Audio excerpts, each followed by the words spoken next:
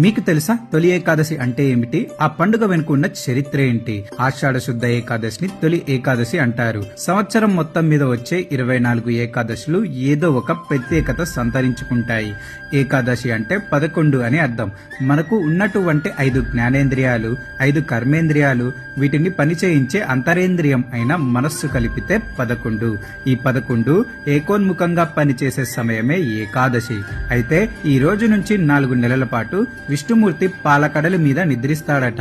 అలాగే కృతయుగంలో మురాసురుడనే రాక్షసుడు బ్రహ్మవరంతో దేవతలను ఋషులను హింసించాడని మరో కథ ప్రాచుర్యంలో ఉంది. ఆ రాక్షసుడితో శ్రీ మహావిష్ణువు 1000 ఏళ్లు పోరాడి అలసిపోయి ఓ గుహలో విశ్రాంతి తీసుకుంటుండగా శ్రీహరి శరీరం నుంచి ఓ కన్య ఆవిర్భవించి ఆ రాక్షసుడిని అంతం చేసిందట.